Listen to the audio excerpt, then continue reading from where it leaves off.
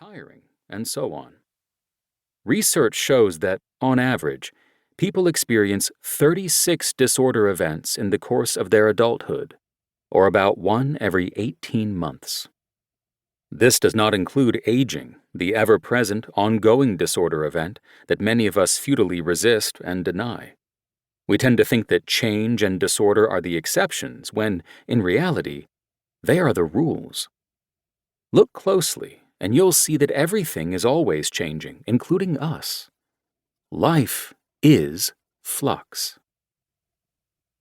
In the few years preceding this book, I published The Practice of Groundedness, had a second child, left a secure job, moved across the country, stopped participating in a sport that, for years, had been an outsized source of my identity, had surgery on my leg, and became painfully estranged from certain family members.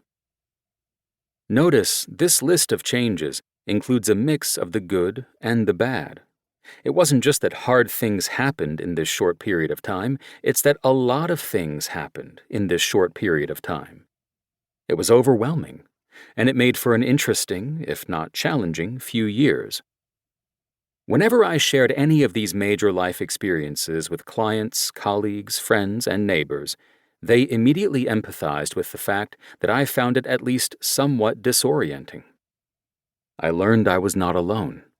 Just about everyone experiences the doubt, fear, and bewilderment that come with recognizing, up close and personal, that life is not as stable as we think or would like it to be. Herein lies a problem. A central narrative in our culture urges us to seek stability, yet this does not reflect the reality that change is constant, and that, with the right skills, it can be a dramatic force for growth.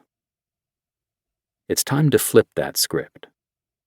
Accepting the inevitability of it can be scary at first, but as I've come to see, and as you'll hear throughout this book, embracing life's fluidity actually turns out to be empowering and even an advantage.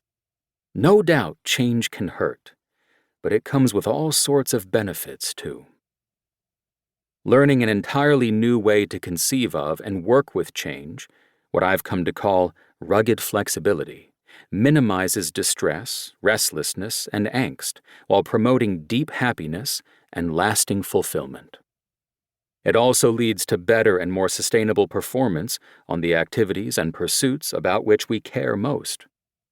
In this way, rugged flexibility is foundational to sustainable excellence, doing good and feeling good in a way that supports our long-term goals.